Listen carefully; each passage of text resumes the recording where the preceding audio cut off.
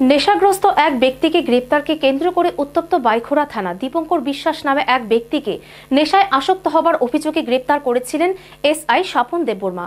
Police চক্রান্ত করে তাকে আটক করেছে। এই অভিযোগের প্রতিবাদের ভিত্তিতে এলাকার মানুষ ঘেরাও করে বাইখোড়া থানা। পরবর্তী সময় এসডিপিওর হস্তক্ষেপে পরিস্থিতি নিয়ন্ত্রণে আসে। এক নেশাগ্রস্ত ব্যক্তিকে আটক করে বাইখোড়া থানার পুলিশ। তার নাম দীপঙ্কর বিশ্বাস। পুলিশের অভিযোগ, মদমত্ত অবস্থায় ছিল দীপঙ্কর। ডাক্তারি পরীক্ষার পরও চিকিৎসকরা তাকে নেশাগ্রস্ত বলে জানিয়ে দেয়। কিন্তু এলাকাবাসীরা এই ঘটনাকে কেন্দ্র করে বিক্ষোভে সামিল হয়। ঘেরাও করে রাখে বাইখোড়া থানা। তাদের অভিযোগ, আটক ব্যক্তি কখনোই নেশাগ্রস্ত অবস্থায় থাকতে পারেন না, কারণ তিনি কখনো নেশায় আসক্ত হন না। পুলিশ চক্রান্ত করে গ্রেপ্তার করেছে। মনন্ডরিয়াম করা ওইখানে একজন আছে, এজেন্ডার আছে, তার থেকেও মানুষ কি ভাড়া নেই। বাইকারা থানার অফিসাররা নিচে কিছু আগেও নিছে।